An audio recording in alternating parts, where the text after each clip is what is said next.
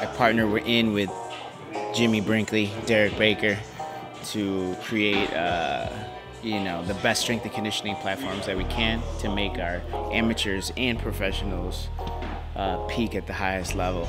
I think it's been a huge addition to what I got going on. We have it super early in the morning. When most fighters are waking up, we're basically done with 2 of our workouts. So, it definitely brings an element of, discipline to their workouts, to their scheduling and everything else. Also, this is like 4:45 in the morning, so it's training them to build a schedule and to be responsible, making sure that they're on time and setting their priorities, making sure they go to bed the night before, things like that. And also each plan, like I said, is for each fighter, so they have their own thing that they're supposed to do every day. And nobody's really like watching them and saying, make sure you count these reps, or make sure we're just making sure that their form is correct. And if they have questions, we can help them. But they have to do everything on the list themselves and making sure that they do it the right way and making sure that they're putting in the best effort. So it's really making them responsible for themselves instead of somebody having to hold their hand. So this whole experience has a couple different elements that will really build a fighter, and that's one of the reasons why we're so successful. We partnered with Rick roughly about 2 years ago. When we sat down with him, Rick kind of gave us the rundown on what he wants as fighters. He wants individualized programs. So everyone that walks through the door, boxing-wise, gets their own individualized program based on what their needs are and what their deficiencies are. 2 years in with Rick, we are 6-0 overall, helping them out, with Summer Lynn being 3-0 and Jessica being 3-0. And there's a handful of fights on the horizon here on deck. The cool part about this is Rick brings a handful of fighters, different fighters, guys and girls, amateur level, pro level. They all have different needs. So Derek and I get to kind of go to the drawing board over here and figure out what their deficiencies are, what their needs are. I feel like I bring multiple elements to a fighter. I have a good relationship with the guys at Pro Train. I have a good relationship with promoters.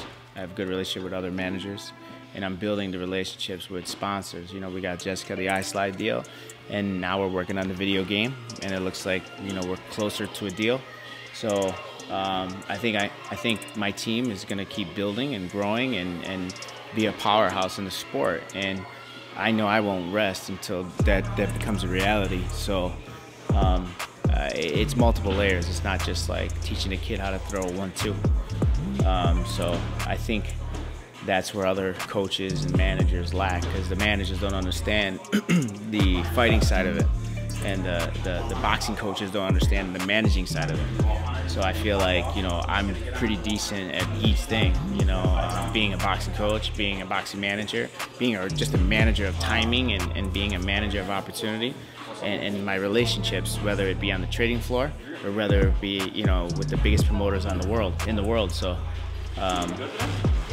yeah, I think if the people around you don't have those qualities, then you need to remove the people around you. I think the fighters forget that they're the boss. The fighters are in charge. I work for my fighters and try to create the best opportunity, and I think people forget that.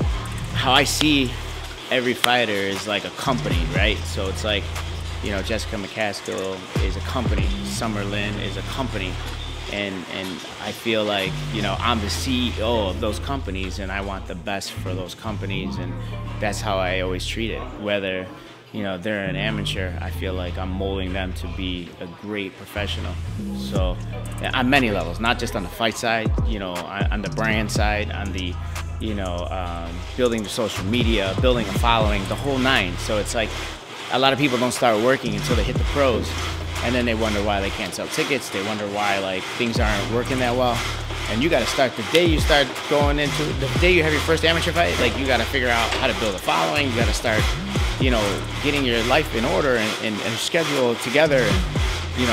It takes years. It doesn't. It's not going to happen overnight. So I think a lot of fighters forget that. And for all the fighters out there watching, make sure you understand that you're in charge. Don't let these boxing coaches boss you around. or managers or promoters. You know, the promoters need you guys. You know, the boxing coaches definitely need you guys. And the managers are there hopefully to do what's right and clean it all up. But you know, a lot of coaches and a lot of people here in Chicago like try to push the agenda of you know, being in charge, the coaches and the managers, which is definitely not the case. Definitely not the case. So I'm definitely going to change the game in Chicago, I hope, and hopefully expand outside of Chicago and like I said, be a powerhouse in the sport. Like, if I won one world title, I would name my gym Rick Ramos Boxing. Now we have 8 world titles in the WBC coaches belt. So maybe Rick Ramos Boxing Club soon. I want to raise the bar on myself. So if I get one more world champion, I think I'll name my gym, change it to my own name. But right now, I feel good, I feel happy, I feel proud. I think I just have to be a little bit more patient, because I think after the next world champion, then I'll name my own gym after myself. I want to jinx myself. Oh my God! That is crazy. Oh my gosh. What does it say? Take it out. And still undisputed. Yeah, I think you're good. Oh my God.